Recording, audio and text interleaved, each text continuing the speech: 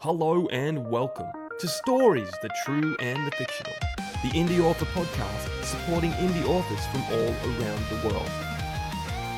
This episode is brought to you by Rebecca Kearsells of the Rising Dawn series and Martin Crumbs of the Valor of Valhalla series. You too can become a sponsor by heading on over to buymeacoffee.com/STTATF or follow the link in the show notes. And now, let's get into the show.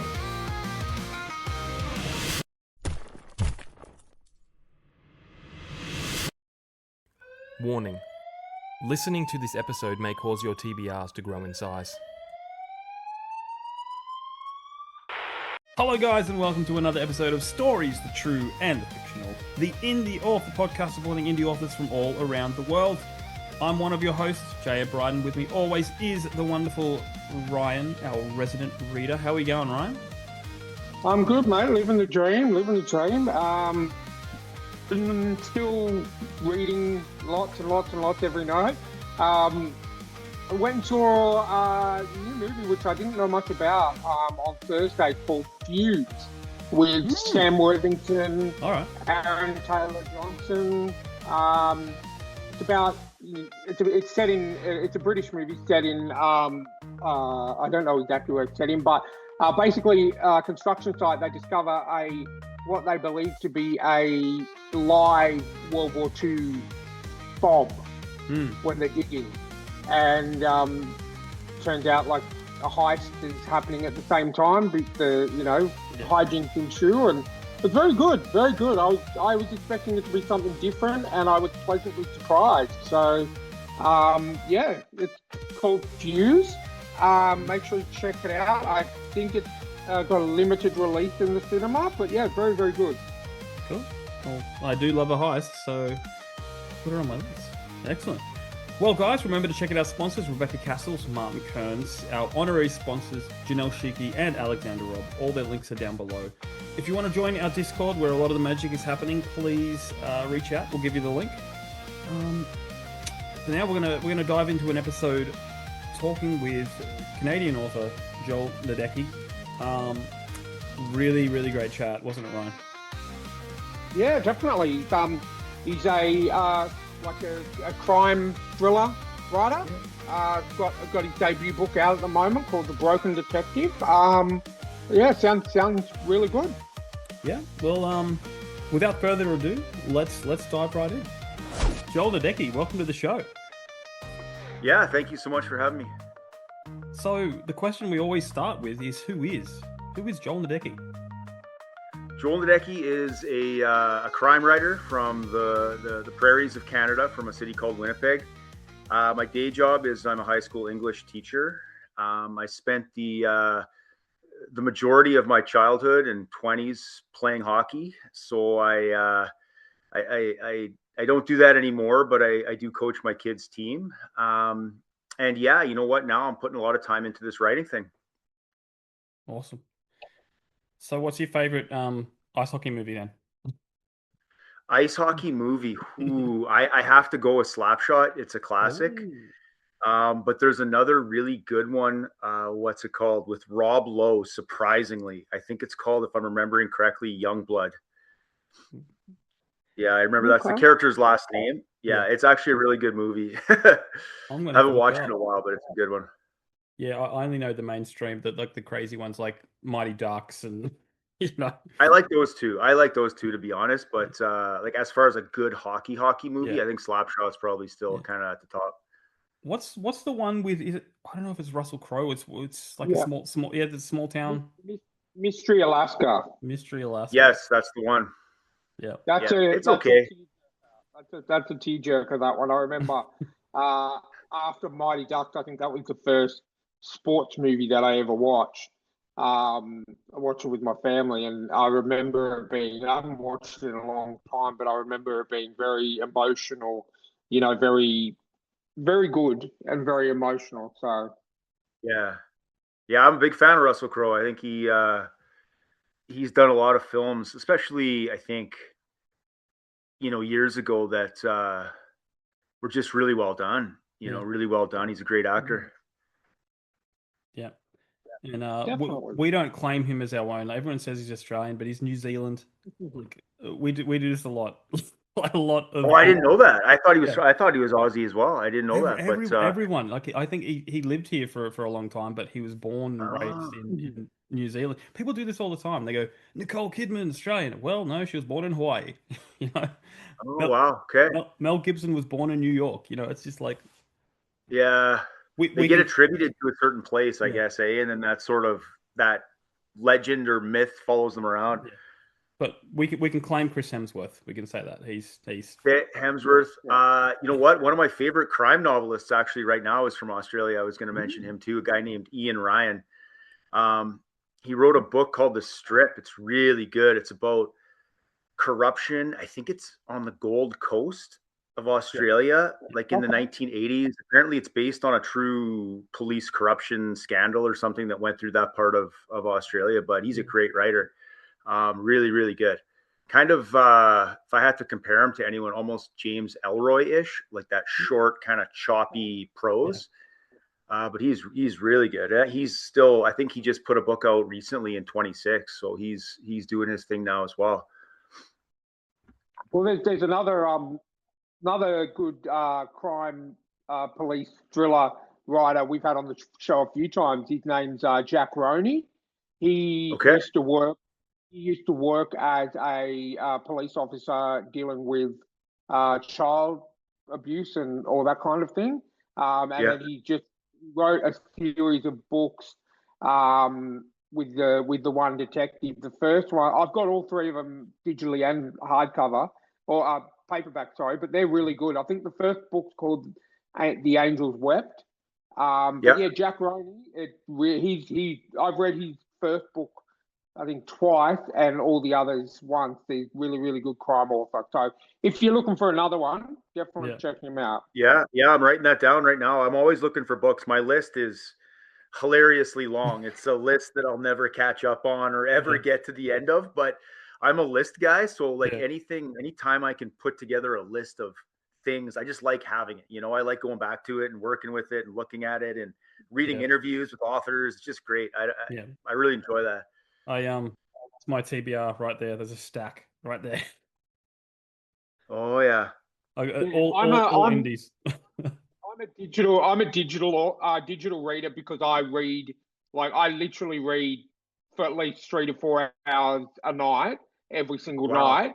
And my TBR list since we started this podcast, I just literally looked at it then on the Kindle app, is 193 books. And I've already read, I set myself a goal to read 50 books this year.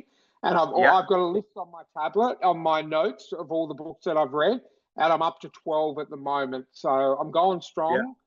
But yeah, I read for like 3 to 4 hours every night. So I absolutely love reading.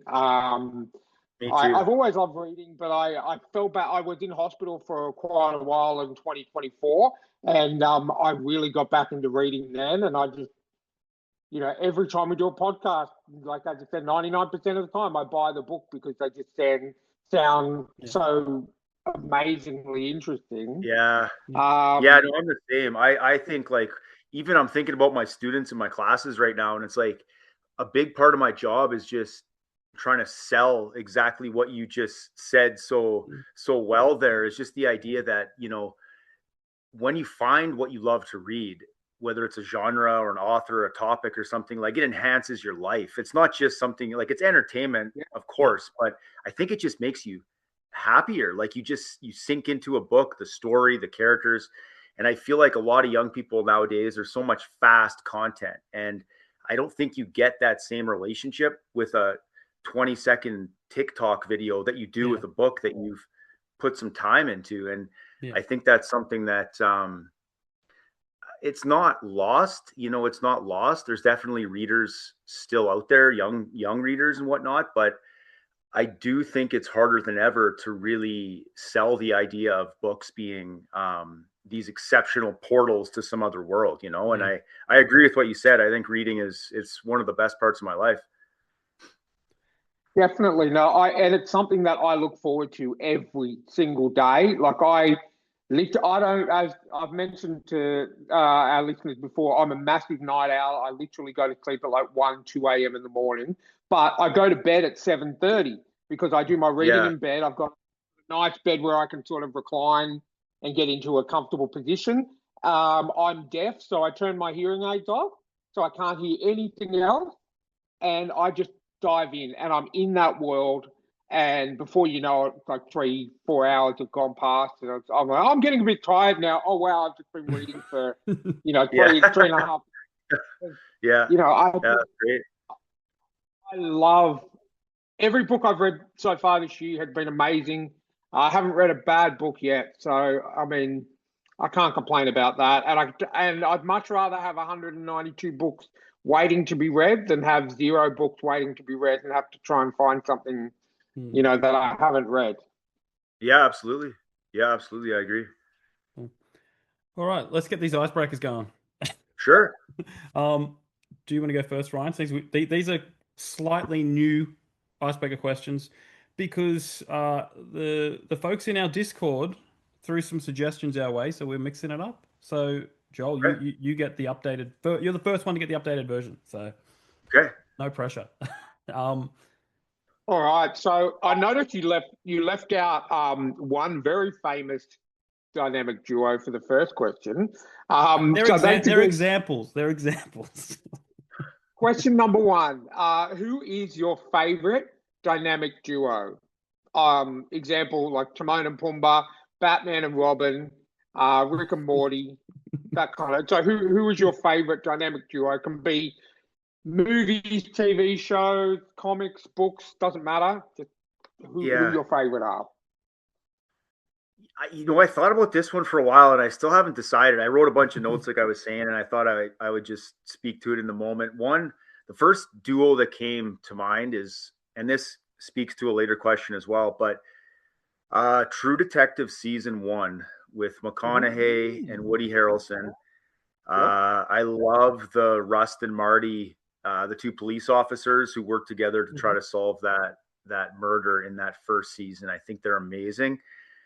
They work well together, and that would probably be my choice from TV shows. Yeah, so I think that's probably my number 1. I don't know, it's kind of not maybe as famous as some of the examples there, but I think that's a combination I could watch forever. Yeah, well, I definitely agree with that. In my opinion, the first season of True Detective was the best season by far. Definitely. Yeah. I just think that they just played so well off each other, and that I think they were the perfect choice for the first season going forward. So 100%. I couldn't agree. I couldn't agree more. That's a really good choice. Excellent. So what's something on your bucket list?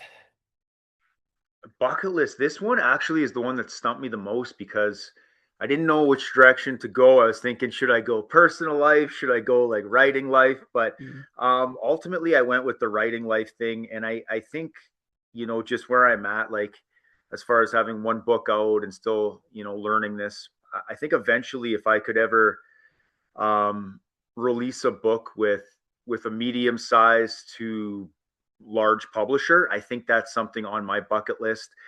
Having said that, I also, I'm happy with an indie press. I think at some point, to be honest, I'll probably self-publish as well. I see self-publishing as a really good option for me, my personality and how I like to be in control of things and how organized I am and such. I feel like I'm the kind of person that, for me to organize myself in that way with editors and cover people and whatnot, I think I'd be good at that. So the bucket list would be to move up in size of publisher, but at the same time, I think I'm definitely happy doing what I'm doing. Cool. Awesome. All right. Jamie's going to bring up a visual aid for this one. Okay. Okay, so I'm sure you're familiar with the famous Mount Rushmore. Oh yeah. So based off Mount Rushmore, obviously, they're 4 very well-known and influential presidents at the time that this was made. what in your opinion, what would be on your Mount Rushmore of television shows? Can be any genre, any era, any, doesn't matter if they came out in the 1900s or came out last week. Yeah. What would be your top 4 shows in your opinion that you love and can rewatch over and over again? So I have to go with The Wire would be one. Hugely influential on me. I watched it, I don't know, 20 some years ago, probably. So that would be one. Mm-hmm. Second one would probably be, I think I'd have to go with The Sopranos. I think just because I love The Sopranos. It's very influential as far as the serialized TV goes with HBO and whatnot. Yep. My third one, this is where I don't know if I can go with like longevity or just top quality. I think for the third one, I'm going to take as far as one season, True Detective season 1 has to go on one of my 3. I just have to put it there. I love that season so much. Yep. And then my fourth one is another heavily contested spot here on this mountain. And for my fourth spot, I'm going to go.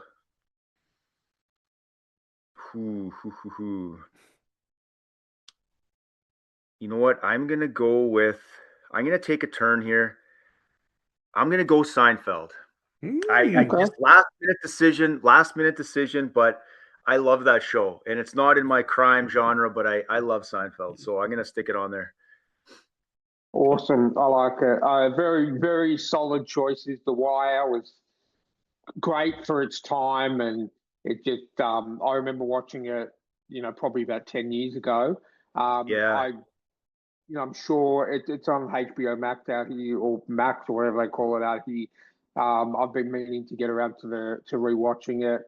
The Sopranos is my all-time favorite TV show, so I can definitely agree with that. Cool. Yeah. Me and my wife watch it at least once every 2 years maximum from start to finish. I kind of came out when HBO was sort of just, starting to get into these kind of taking the risk that we now know them for. I think the first season either came out in 99 or 2000. And, I know that's crazy to be saying that that's so long ago, but it is. Yeah. And it still holds up. We watch it. The last time we watched it was last year. And, it still holds up. Absolutely love that show. So definitely can get behind that.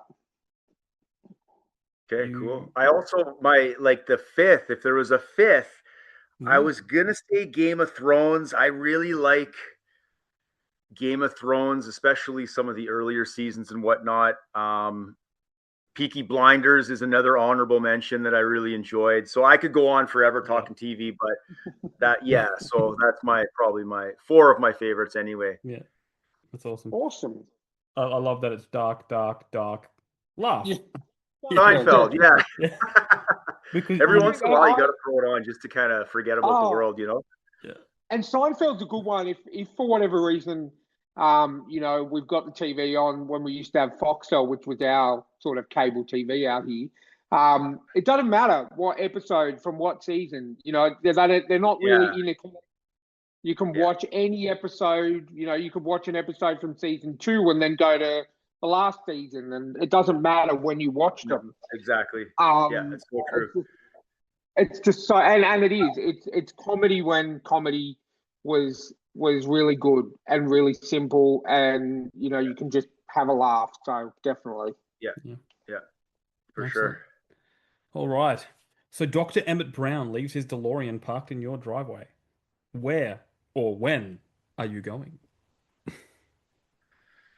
I would go probably back to, I think I'd go to the 1950s and maybe kind of be in like a madman suit and in an office smoking cigarettes all day and making business deals, or try see how that whole era looked.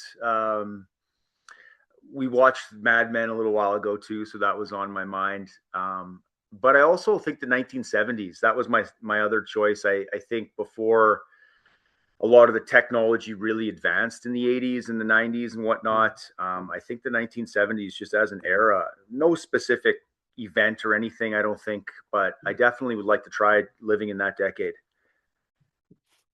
It's even when the cars got really cool back then too. Like all the classics that everyone wants to drive, the Mustangs and all the detective cars, you know? Yeah, exactly. Those cars are, they'd be awesome to drive. Yeah. Excellent. Okay, so I'm going to have to consult my guide because this is a new question as well. Yes. Okay, so the question is titled Hot Air Balloon or Janky Sub? So basically, would you rather fly in a homemade hot air balloon way up in the sky, or would you rather go in a homemade submarine way down to the ocean's depth? I would go in the sub. Okay.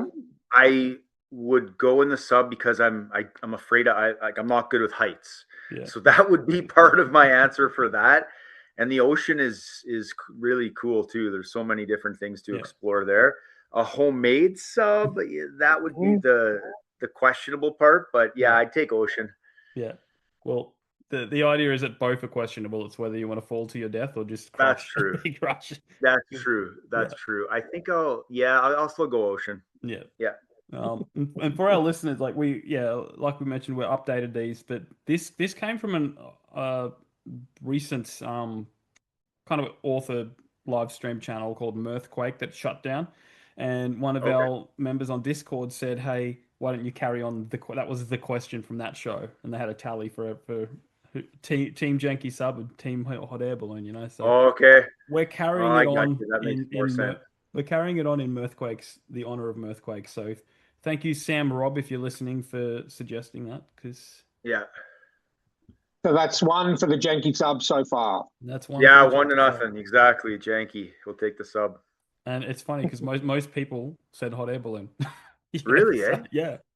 Yeah, my wife thought I was crazy for taking. She's like, "What? Why would you do that?" I was like, "I don't know." I think I would probably do the submarine as well because I think your death would be quicker. Yeah, you know, it would just explode. I think, right? Or no, implode. I don't know which one it would be. You'd implode. Yeah, because that's the pressure, I guess. Well, that sub, the homemade sub that went down to the Titanic a couple of years ago, that happened. It was like it's just like instant, bang, gone. You know. Whereas if the hot air balloon goes, pops or whatever, you've got like at least probably 30 seconds to a minute before you die. And you could see that'd be a terrible minute too. Like see your death. Yeah. See your death. It's like that Bill and Ted. I think it's the second one where they're falling and they scream and they scream and they scream and then they go, what's going on? And then they scream and they scream because it's just never ending. Yeah, exactly. All right. Awesome. Well, you have passed the icebreaker questions. Okay, awesome. Thank you. Now we get to learn about you, and the question that we want to ask is, what is your author origin story? My author origin story is that when I was in high school, I guess I kind of fell in love with movies, and it was the 90s, right? So kind of mid to late 90s when I was in high school, and it was a very interesting time for movies. So people like Quentin Tarantino were making movies, and Robert Rodriguez and Kevin Smith was doing his thing with Clerks, and Richard Linklater made Slacker and then Dazed and Confused. So I really wanted to be a filmmaker, and that was my introduction into stories. And then I was obsessed with movies. I'd watch them all the time. That continued. I mean, I tried a little bit of screenplay writing and such, but nothing really substantial. And then I didn't really do much with it. I mean, I became an English teacher, so I'm talking about stories all the time and writing and whatnot. But I actually didn't start writing where I was doing it seriously until about maybe 5 or 6 years ago.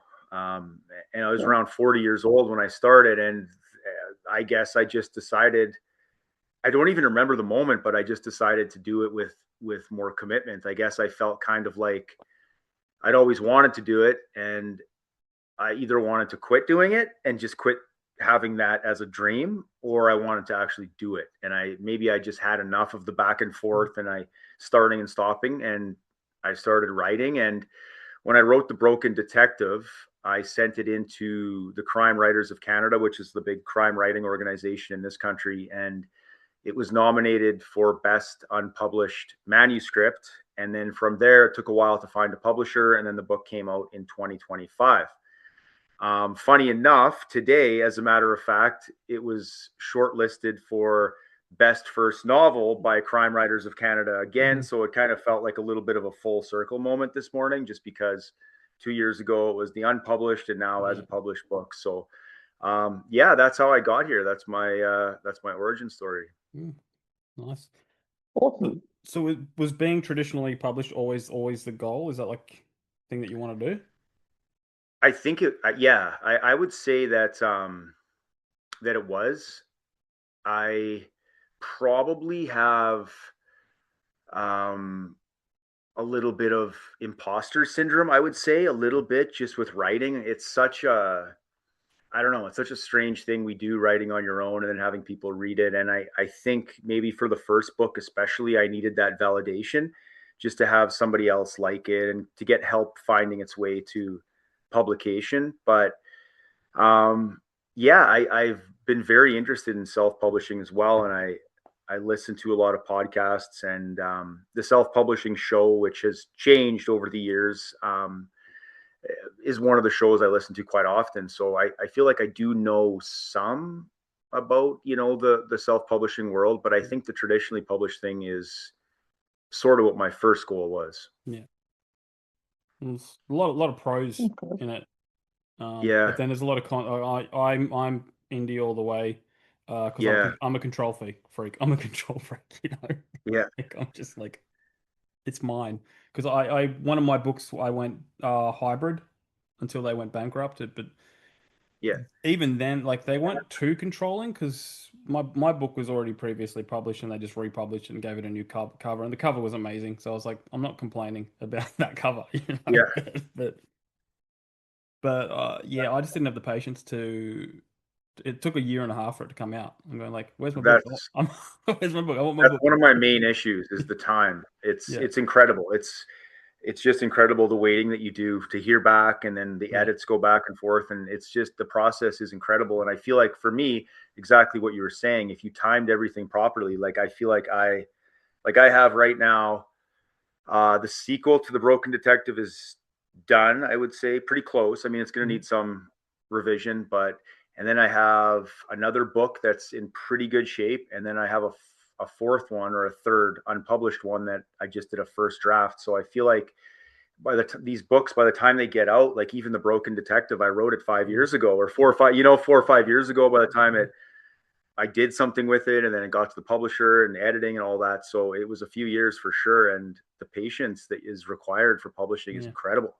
It's incredible. And I think indie might afford a more, I don't know if it's a direct route or a quicker route, or something like that. Well, it's definitely quicker, but you don't have the marketing powerhouse of a publisher, Yeah, but even indie presses, like, really, they don't have the resources that a bigger publisher would have. And to get to a bigger publisher is, I mean, there's a lot of luck involved. You have to be, I think, you have to be good, of course, but you also have to be right time, right place, and have somebody who falls in love with your book. Yeah, and then they're going to sell it for you. That's the way. Did you ever watch an old movie called Airheads from the 90s? I did, with the guys with the long hair who take over the music. Yeah, I did. Yeah, do that, but with like an indie publisher or a traditional publisher to bring your manuscript in there and take over. Yeah, exactly. Take it over. That would be awesome. But yeah, I don't know, man. Publishing the world it's it reminds me a little bit of music, where like I grew up on punk music in the 90s too, so that's kind of my thing. And I still listen to that kind of music, but a lot of those guys, they opened up their own record labels because they didn't want to deal with the other guys, right? Cool. And some of them have become hugely successful, like Epitaph Records and Fat Records and all those kind of places. I was going to say NoFX, because NoFX is one of my bands from long ago. So I think publishing is kind of like that. Like you can do that now with indie publishing. You can sort of do a punk rock release of sorts, but eventually you do have to find the readers, and that's the challenge. Is how do you find readers? Like I always think, what makes me want to read a book, and then I try to in some way do that in social media or going on podcasts and meeting people. And I think helping writers is huge too. Like I've connected with lots of writers who will help edit each other's stuff and just be friendly online and email, and that can open doors too, just to new readers. And it's just a good thing to do, networking like that. And it helps you as well. It gets you, I think, into a different headspace to edit somebody else's stuff. Yeah. All right, let me bring up the cover of this book and we can talk about your book and see if Ryan will buy it.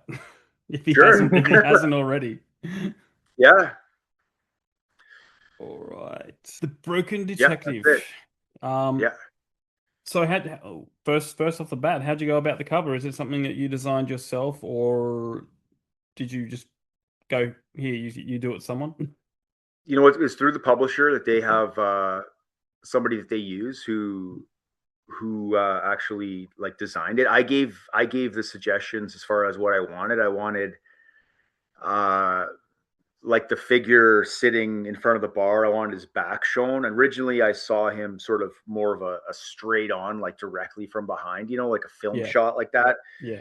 But this is sort of what it morphed into, with the bottles in the background, of course, the drinking being kind of the main or one of the antagonists, I guess, in Jake's life. And just the bright yellow was my idea too. I just saw it as like black and white with a big yellow title, just to sort of contrast, I suppose. No, I like it. I think it's simple. You can tell immediately.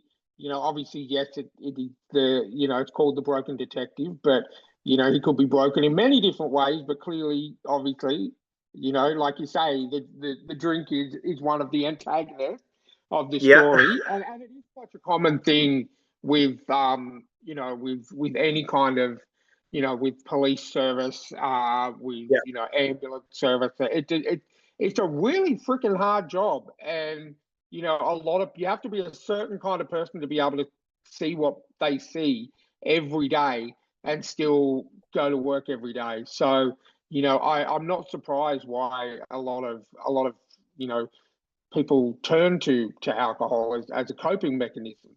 But obviously that's something that your protagonist goes through and deals with throughout the book. So why don't you give us a bit of a rundown, a bit of a synopsis on what the story's about? Sure. Just let us know what we can expect once we dive in. Yeah, absolutely. Jake is the main character, and he grew up in and out of foster care. So his parents, they weren't abusive purposely necessarily, but they definitely were neglectful in a way that had him removed from the home. And from growing up in those circumstances, I guess he found his way to the alcohol, as you say there. But the premise of the story is that prior to the book beginning, his mom is still struggling with addiction and mental health issues. So when her boyfriend assaults her, Jake goes after the guy and hurts him pretty badly. And when the book opens up, he is in front of a judge, and he's going to be going to prison. So his lawyer is able to, I guess, negotiate a 2-week period of time for Jake to get his affairs in order, because he is basically the sole caregiver and financial support of his mom.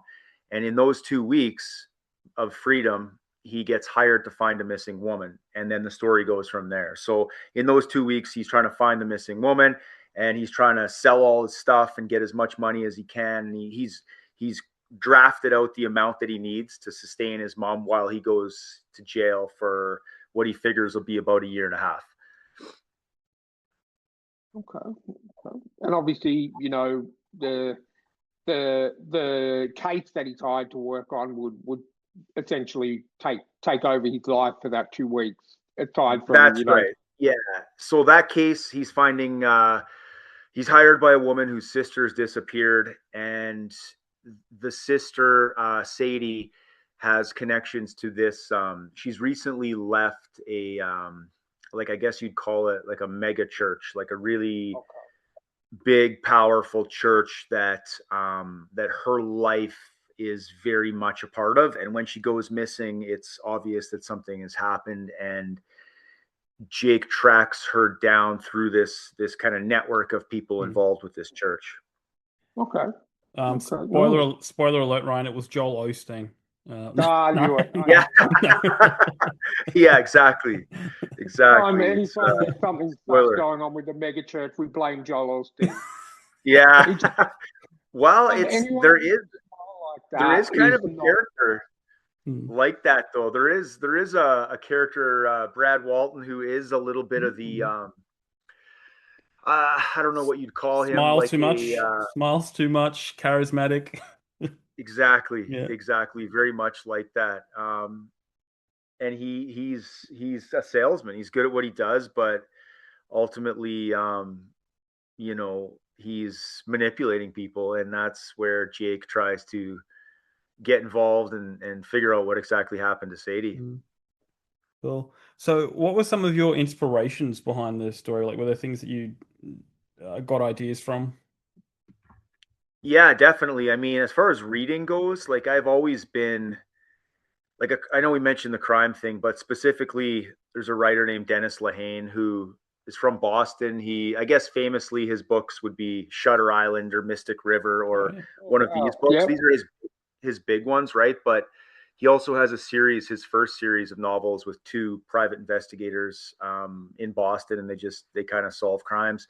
I love George Pelecanos, people like Michael Connolly, who's a huge author, and when I read his books a long time ago as well. I also read a book by a guy named John Krakauer, who writes nonfiction, and he wrote a book, and I'm just looking up the title here again. That's right. It's called Under the Banner of Heaven, and this book is about it's about, I guess, a fundamentalist church in the United States, and some of the I guess the inspiration for a couple of the characters in the church and whatnot partly came from this book, where I just wanted to portray like the mindset of how somebody could be a part of a church like this, and how, it's from an outsider's perspective, it might look incredibly foolish, right? You might think, well, why would you do this? But I think when you are looking for a place to fit in, when you are looking for people to love you and care about you and support you, and somebody's giving you that, and you don't have it in other parts of your life, and they're telling you to do this and do that, I think that's how people can get lured in by cults, and I think that book influenced that mindset, and that was a big part of the story, is trying to make that believable. Did you watch the series on that? Because I think they did a series with Andrew Garfield. Yeah, like the documentaries, was it, or was it an actual? It was an actual series. I think it was on Prime or something. Oh no, I didn't see that. I should watch that though. Well, I love Andrew Garfield, so I'll watch anything. I watched a few episodes. I don't think I never got around to finishing it. But there's also another actor who's one of the most underrated actors, who's in everything Canadian. He's in Stargate and stuff like that. Christopher. He's got a last name that I cannot pronounce, but he turns up in everything. I'll see if I can find him. In Stargate. If you watch Stargate Atlantis, he's called Todd. He's Todd the Wraith. Okay. He was in Hell on Wheels. I know that show a little bit. I think I watched some of the early episodes. I liked it, but for some reason, like you were saying with that other, I never finished Hell on Wheels, but and it's not that it was bad. It's just like other things came up, Exactly. That's how I felt about it as well. I felt like, oh, okay, like I just didn't finish it, but it was good. No, I can't think of his name. I'm trying to find, but he's not even turning up. Oh, there you go, Christopher Heyerdahl or something. I'll see. You know what I'll do? I'll do share screen because. Okay. Hang on. I'll stop that one and I'll restart that one. I'll go over here. This guy. Yeah, he looks familiar. Like he's literally in everything, but he's only a minor character in a lot of Chris stuff. Heyerdahl. Yeah, yeah, like a character actor, eh? Yeah, but he's brilliant. He's in Yeah. Sanctuary, uh, Oh, cool. so he's in those for some reason. Yeah. Yeah, he looks. Yeah, I can recognize him now. There you go, creepy guy. Yeah, he's got a look to him where he almost looks like Norwegian or something. Like he has kind of Yeah, he's that quite look. tall too. Yeah, Um, yeah, no, he's one of my favorite actors who's just like whenever he turns up in something, I'm just like, yeah, it's that guy. drawn to him a bit. Yeah. Yeah. Close that. I think we lost Ryan because his internet probably cut out. Okay. He probably tried to buy your book, but he'll be back. Yeah, blew He'll be up his back. connection. Yeah. In the meantime, there's a sequel coming to The Broken Detective, yes? Yeah, yeah, there will be one. It takes place. It begins right when Jake gets out of prison. So at the end of the first book, without giving too much away, I guess he does end up going to jail, and he gets out in the second one, and then he has to decide what he's going to do with his life. If he's going to start up his private investigation business again, if he's going to go work for his mentor character, who is a part of the first book as well, and in the second one, he's hired to find a missing university student this time, and then that's where the plot goes from there. Cool. So do you see an end for the series, or is this going to be like just a crap load of books like Jack Reacher or or The Lincoln Lawyer or like No, I see an end to it. I see there's going to be three for sure. yeah. I haven't written the third one yet. The other ones I finished are standalones, but the third one I have an idea for it already. And then in my head, when I started this thing, it was going to be five. I was thinking to do Yeah. with this character, but yeah, we'll see what happens. I guess with the second one and beyond. Do you write in series, or are you like? Is it primarily fantasy, No, I'm multi-genre. I just multi-genre? I genre is the last thing on my mind. Like it's just like Yeah. I have a story I want to tell. Like my first book, um, you got to see the cover because everyone. This is the book that sells the most. That one. Okay. No, that's Awesome. based on a true story. Yeah. So that's like historical fiction, but it's all written by emus. Just writing Oh, letters and journal entries. It's like a history book, but so you but can from open it. perspective, Yeah, pretty much. yeah, And that's all anyone ever wants to talk about is that book. And I get it because it's just you can't walk past the cover. Um, yeah, it's unique. yeah.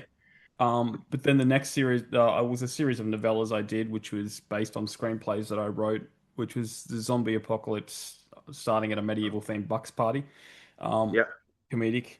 And now I'm working on a series, but it took me a while to get there. It wasn't going to be a series; it was going yeah, to be standalone. And then Ryan kept bugging me, going, "Oh, you should do this, you should do that."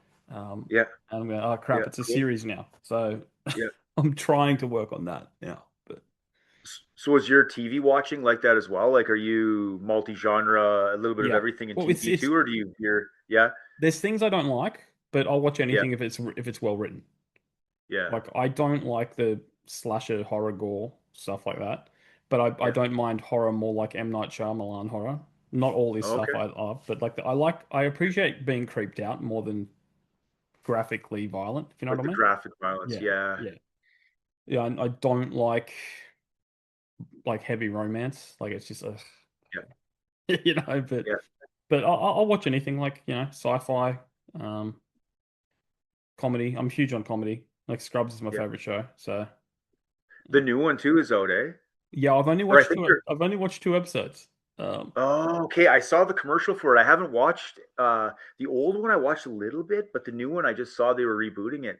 Is it the Yeah, same cast, or is it have yeah, they same played with cast, that? same showrunner. Like, I watched the first Oh, cool. episode and I was like, I don't know, I wasn't happy with one decision they made. Then Yeah. I posted about that on X, and then I woke up the next day to 35,000 views, and the creator Oh, Bill Lawrence responding to it.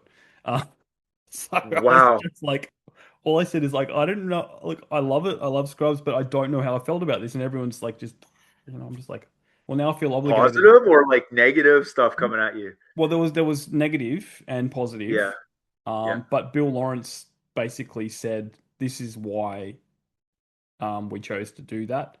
Oh. Like he wasn't, bummed. Like first thing he said, like first of all, thanks for watching.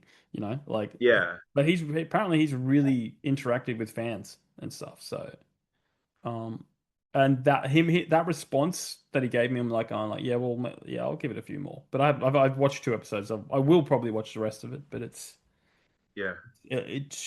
good. It has the same feel, the same vibe, but it just didn't give me that.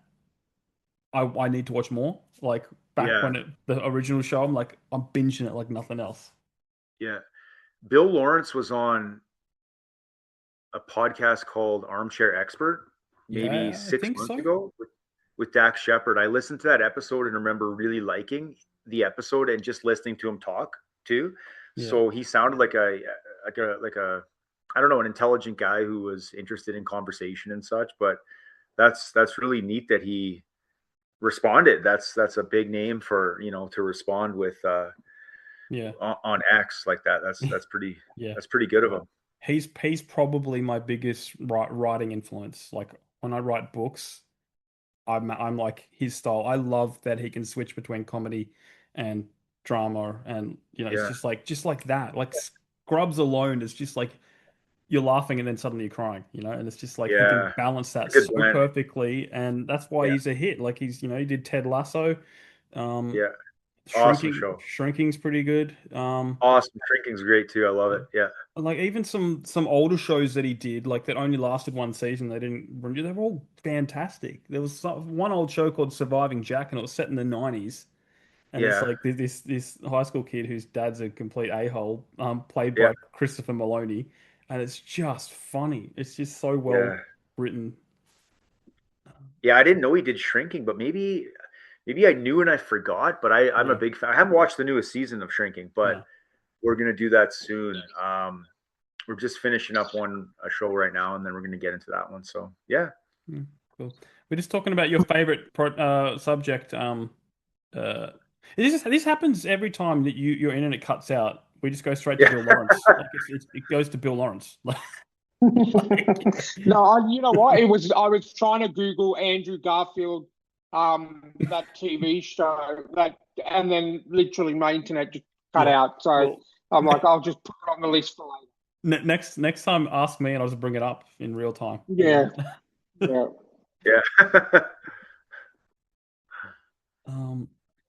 I might do that just to make Ryan. What's the show called again? Because if I type in Andrew Garfield, it's just going to show me Spider-Man. Well, I just wrote Andrew Garfield's Cult Show. Cult Show. What was the series called, Joel, again? Or that was the book? Under the Banner of Heaven. Yeah, Under the Banner of Heaven. Yeah, I found it here too. Yeah. Yeah, I'll have to watch that. Oh wow, familiar faces in it too. I'll have to revisit because I'm pretty sure it's on Prime. Yeah, it's on. It says where to watch Disney Plus. Oh, it is Disney Plus. Yeah. Yeah. There you go, Ryan. Okay, Under the Banner of Heaven. Cool. A devout detective's faith is tested as he investigates a brutal murder seemingly connected to an esteemed Utah family's spiral into LDS fundamentalism. LBS, yeah, I know all about that. The distrust in the government. Well, I've watched recently. Me and my wife have watched a few documentaries on that psychologist who was holding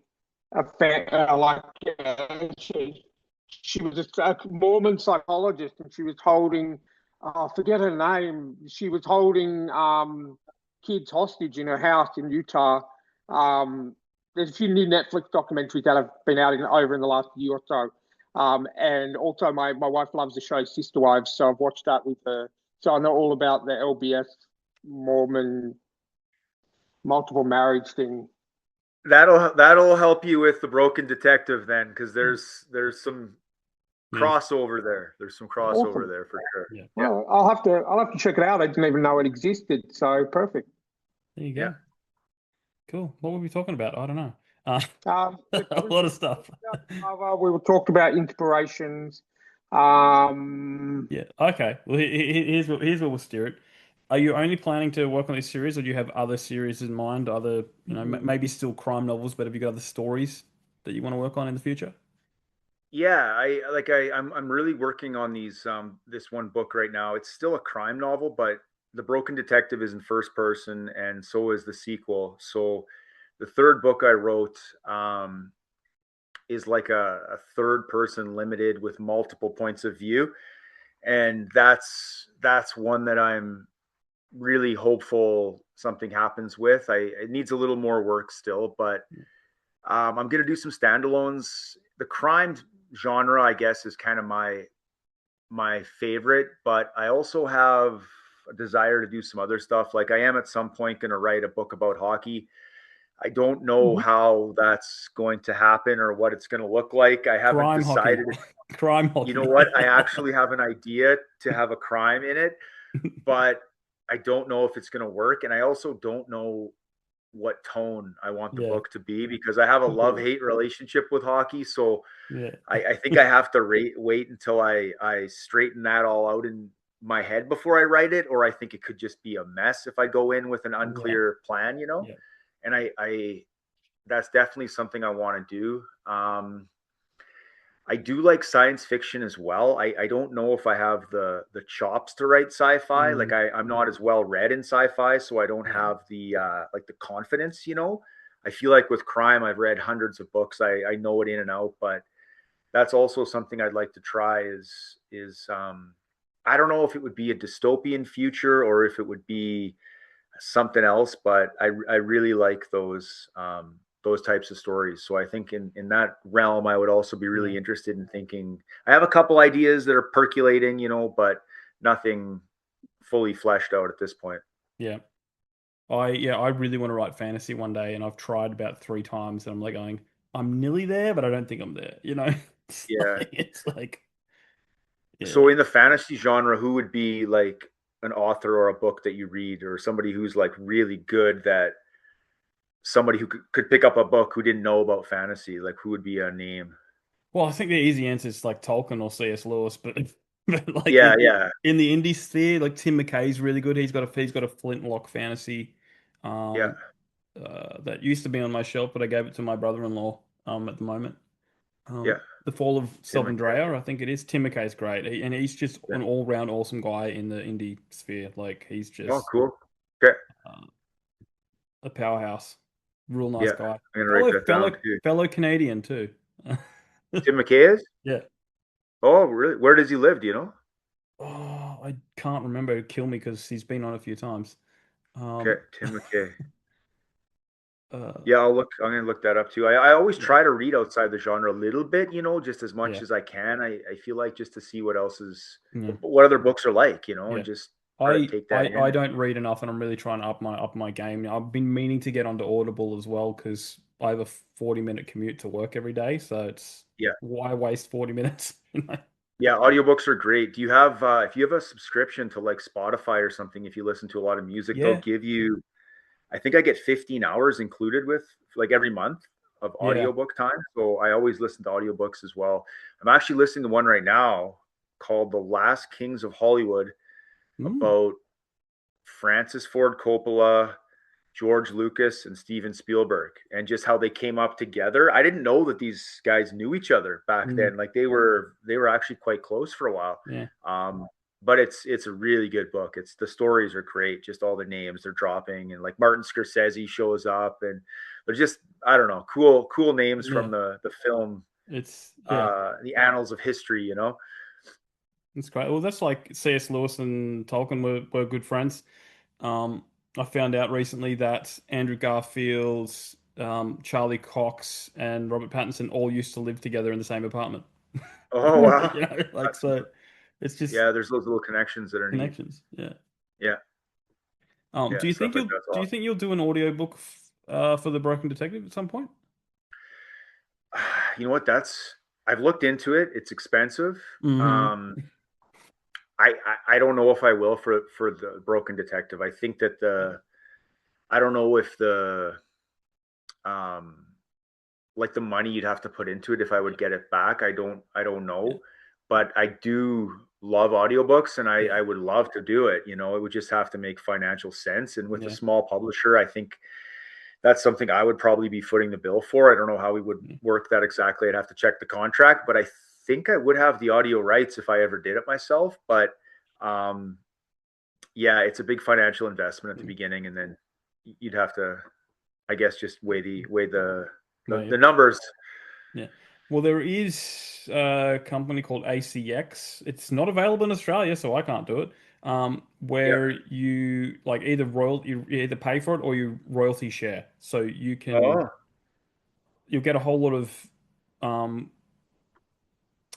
narrators audition, and then you can choose like, we'll just split the proceeds. Like that's how you'll pay me, kind of stuff. That option is really good for indie authors, just not if you're in Australia, because it's not available for us. Yeah. We can fork out. Yeah, that's really, I gotta look that up too. That sounds like it would be something that I would definitely. Yeah, because I feel like, especially noir and detective, like it's just giving that character that voice, because a lot of it's like first person, so you're just like you're listening to the detective. Yeah, there's a really good one. James Lee Burke has a long running series. I don't know if you know James Lee Burke. He's an American writer. He must be 90 years old now, honestly. But he writes a character who's a huge influence on my Jake Joelson, called Dave Robichaux is his name. And he's an alcoholic, Louisiana, that whole thing again. But I forget the actor who reads for Dave, and he is amazing. He is amazing. It's exactly like you say, like you see him as the character, and you're invested when you're listening. It's great. Well, I find Spotify, I do use it, Spotify as well, but I have an Audible subscription, and I've got, probably about, 50 or 60 Audible books, because I've had my subscription forever. But cool. I'm a massive horror fan, and I've recently, since we started doing this podcast, I started reading a lot more horror and loving it. But listening to an audiobook of a horror book, especially, and I'll give you an example. There's a horror author called Molly McCabe, and we've interviewed her. She has a post-apocalyptic series. Both two books are out at the moment, but the first book is called Dark Bloom, and I read that book, and then she also sent me a key for the audiobook. And in her story, she has like the thing that sets her zombies or infected apart from everyone else is she has these laughing zombies, and like you read it, and you're like, okay, cool, but then you listen to the audiobook, and it is just bone chilling. Really? Listening to that's why I find with horror, especially, listening to the audiobooks is just, for me, I could read the book and then listen to the audiobook and have two different experiences. So yeah, definitely Audible is fantastic for that kind of stuff. Yeah. Have you read an author by the name of Keith Rawson? I haven't, no. He's got a book I read a little while ago. It's called Fever House. And I think he has a sequel out now, and it's like a blend of horror and crime. So it starts off these two, they're like for hire leg breaker type characters. They go to a guy's house because he owes money, and they're going to collect the money, and they're looking for it, and they open the fridge, and there's a severed hand this is right at the beginning. And so it's not really giving anything away, and it's in a plastic bag in the fridge. And it's just a great book. It's a great book. He had some indie books out before that too, actually. And I think Fever House is the one that sort of blew him up. And now he has like a big 5 publisher and everything. But it was a really good book. And it was kind of, I'd say zombie-ish sort of, but it more crime horror, I guess I would say, rather than just zombie. But it's good. It's really good book. And that was called Beaver House, was it? Fever House. Fever. Okay, cool. I can't look it up now, otherwise my internet will break. Yeah. That sounds for sure. really good. I just want to get into it. So It's a good book. Yeah, I really enjoyed it. Awesome. I'll try and pick it up after the podcast. Another book I think that you might like, Joel. I haven't read, but Ryan has. Who put Bella in the Witch Elm by Blake Myers. Yeah. That's like a Yeah. detective supernatural. It is. It's very, very good. I couldn't put it down, to be honest with you. Who put Bella in the Witch Elm? Yeah, like WYCHELM, Witch Elm. Oh, okay. So it's based on a true crime. It is. Yeah. An unsolved murder. They basically, I think it was over in England where they found this woman's body like in a tree, like a witch elm tree. Jeez. And nobody knew who she was, and so they gave her the locals gave it the name Bella. So that's Blake from Ryan should be describing this because I'm just going off what I've been told. But it's about a CSI, a lady CSI in England who gets sent to. She's gone through a tragedy of her own, and that unravels throughout the book. But she gets promoted to proper CSI position in this one town. And, it's a small town. They don't normally get their own dedicated CSI, but the town's funds pay for one CSI have to be there at all times. And it's a couple of different things going on there, supernatural elements, crime element. It honestly, I didn't want to put it down. It's a big read. I think it's like 450 pages, but I think I read it in maybe a week. It was my second best book I read last year. When we did awards at the end of last year for the best read, I had to pick, and like every week I was swapping between the first, like the one who won and the second. So it's amazing. It's really good. It's a mix of, police procedural, supernatural, crime thriller. It's fantastic. Yeah, I love all those genres. Like the police procedural is I think part of what drew me into like the Michael Connelly stuff a long time ago, just because I love the idea of following clues and just having somebody investigate. And then when you weave in, like you say, the more of a crime thriller element and then supernatural, it can really work. I think it's a balance of maybe knowing how to do all those things, and it's hard to do. I would imagine. I've never tried to weave in the supernatural, but when it works, it really works. Oh, this works. It works really well because I was familiar with the actual real case, I've listened to a few podcasts on it over the last 10 years, and when we had Blake Myers on, I'm like, oh yeah, I know all about that, and then I bought his book and I sat on it for I think like 6 months because I had so many other books, and then I thought, I'm going to read this. And I couldn't put it down. I literally could not put it down until I finished it. It was amazing. Okay, it's on my list. That's sold, man. Sounds good. Awesome. And he's indie too. I think the ebook cost me, I think, $6 Australian to buy, and I think the paperback's only like between $10 and $15 Australian. Okay. So it's another. Very affordable.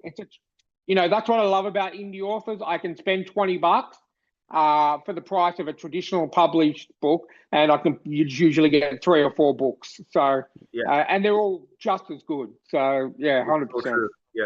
Yeah, books are not cheap anymore, especially like if you go to a bookstore and you look at a physical book. If it's a hardcover, it's they've really gone up in the last couple of years.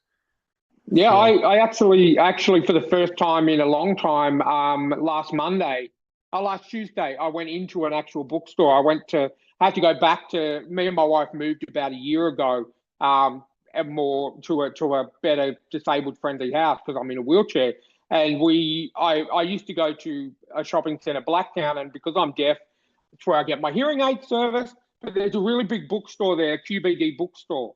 And I thought, we're here. I'll just go in and have a look. And man, I'm glad with the amount of books I buy. I'm glad I buy them digitally because, it's just you were looking at any kind of book that I was interested in, horror or crime or biography, you're looking at $35 to $40 minimum for a paperback. Yeah, it's very expensive. Yeah, it's really. And these are all traditional published. Like I grew up on Stephen King. He was one of my favorite horror authors, but he brings out a new book pretty much every year, and just because it's by Stephen King, it's $40 paperback, $70 hardcover. It's just insane. Yeah, that's steep. That's too much. Yeah. Even for I like Stephen King too, but that's asking a lot of the reader, I think, to pay that every year when he's putting out these books like that. So I agree. I think,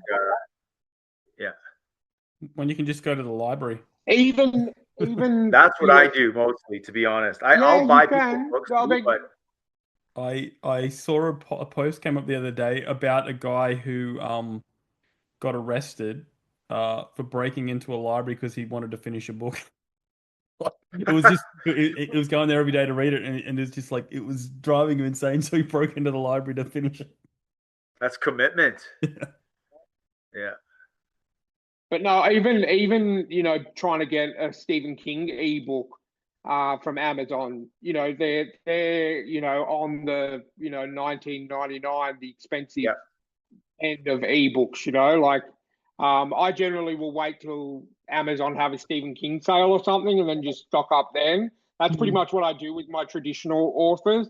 I just I follow them on Amazon, and then Amazon sends me a message saying, hey, we're having a Stephen King sale or a John Flanagan sale or whatever.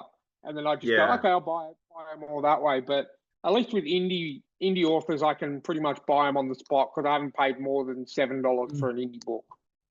Yeah, no, it's definitely a benefit for sure. All right, before we jump into our game, let's do the indie advice segment. Now, you can answer this question any way you want. Usually, maybe we say, okay, what's some advice you'd give your younger self when you started writing, or if you just generally want to offer some advice to upcoming writers, what's something you've learned along the way? One of the things I do now that I never used to do is I keep notes along the way. So I have timelines and things. So as I go, I will make, I guess, like a table where I have the chapter and I have the time of day. I have the word count. I'll have a little summary, just a couple sentences of what happens, just to keep the continuity of the scenes, because I'm a very disciplined writer in that I do it every day, but I don't always get long stretches to do it. So it's like I'm chipping away at it. And sometimes you can spend a lot of time just getting back into remembering where you were in a particular place in the story. And I think just keeping notes like that can help you save some time if you're not going to get big chunks. So I think that's just as far as a little organizational thing. That's one thing I would remember, or I would suggest, I should say. As far as the other thing goes, other advice I would give, I think don't write to the market, I think, is one I would give as far as advice, because it's, for me anyway, there's times where I've thought, hey, this just sold, maybe I should write something like this, but it's years, like we've talked about, before the book even comes out. And even then you're sort of not really writing authentically from your own voice. So I would say definitely read a lot, and then find a story that you believe in, and then tell that story, no matter if it's at the top of the bestseller list or not, and then make it your own. Yep. I 100% agree. I do not write for the market. I don't even know how to market my books because they're multi-genre within themselves. It's just it's like mashing whatever. The story comes first. The story comes first. Exactly. Yeah, no, I think that's good advice, I think. Excellent. All right. Are you ready to play a game? Sure. I've heard it a couple times, so I sort of know it's going to be. Okay. Well, for those who may not know, the game is called Story Pitch. We have a setting, a genre, a main character's profession, a crazy edition. And you're going to give us a number between 1 and 12 for each of these categories. And then you're going to pitch us a story. It can be as in-depth or as not as in-depth as you like. Okay.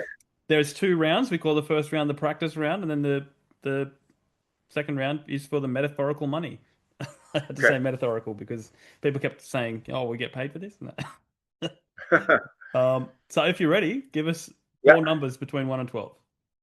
Okay, so for setting, I will go 3. Yes. Genre, I'll go 8. Profession, 2. Yeah. And crazy edition, 12. 12.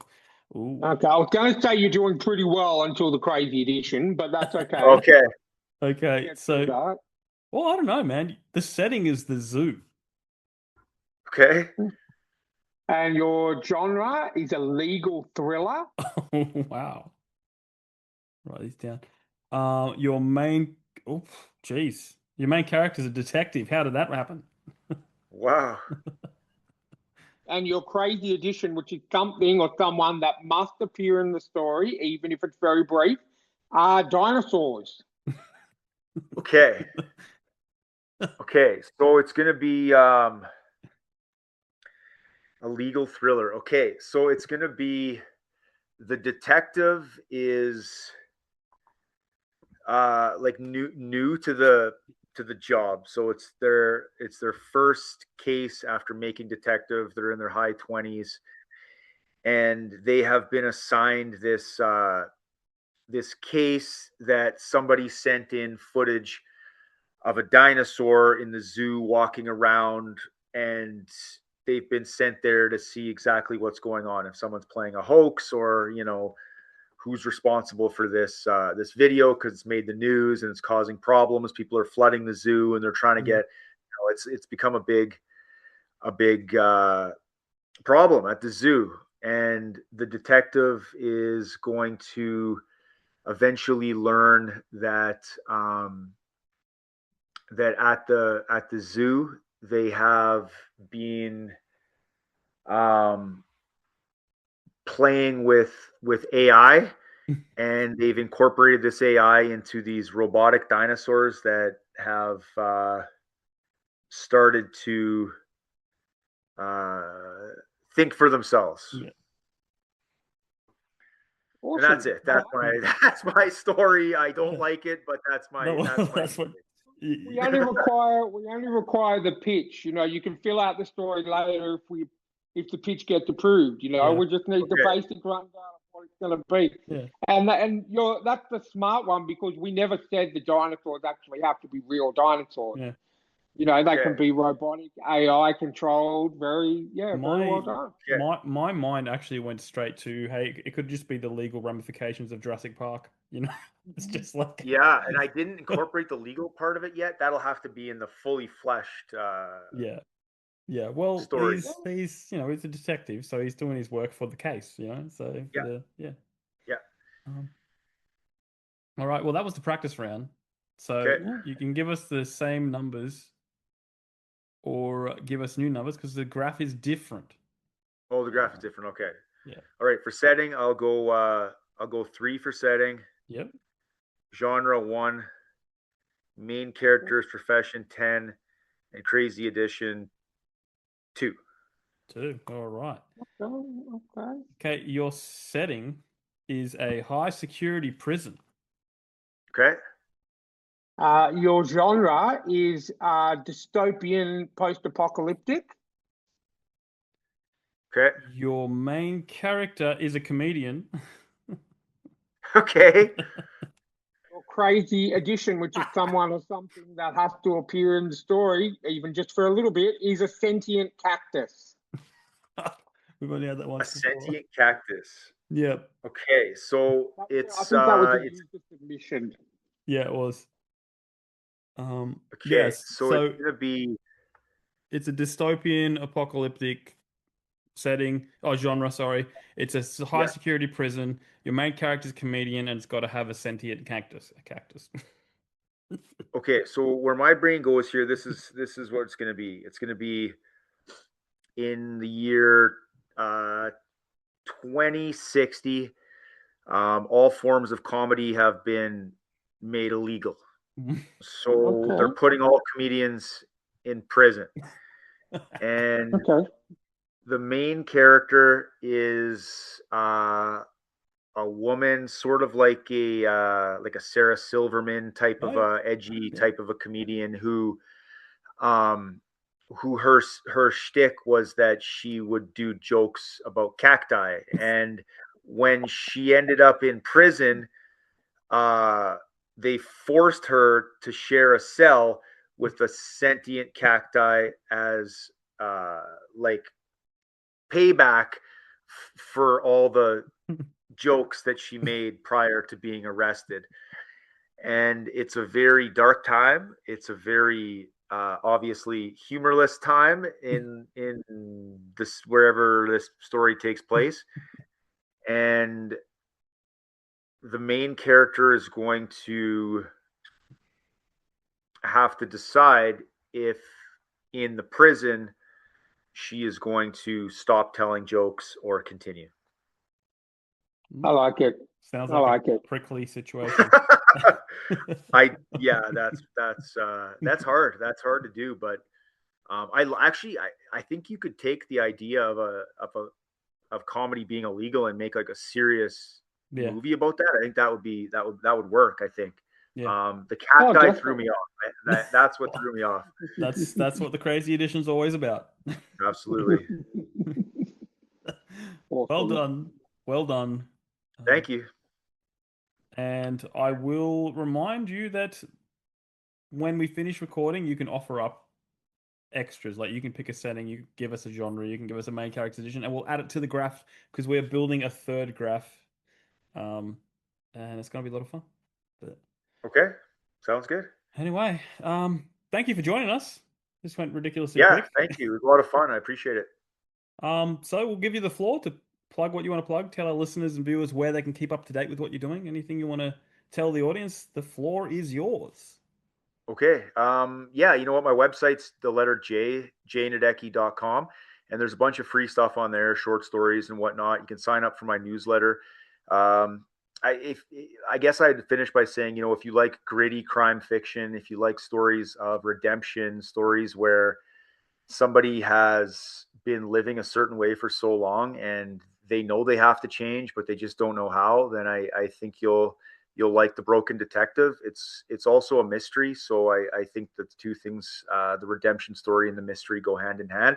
So check it out. I always love hearing from readers, and yeah, it's been a lot of fun. I appreciate you guys having me on the show. Thanks for coming on. Thank you. So guys, if you want to reach out, thetrueandthefictional@gmail.com, please check out our sponsors, Rebecca Kearsells, Martin Crumbs, our honorary sponsors, Alexander Robb and Janelle Schiecke. All the links are down below. If you want to join our Discord, which you probably should, because it's where we're starting to organize most of our multi-author episodes and even our single solo episodes, reach out, we'll give you the link. And until next time, keep supporting those indie authors, and we'll catch you on the next episode.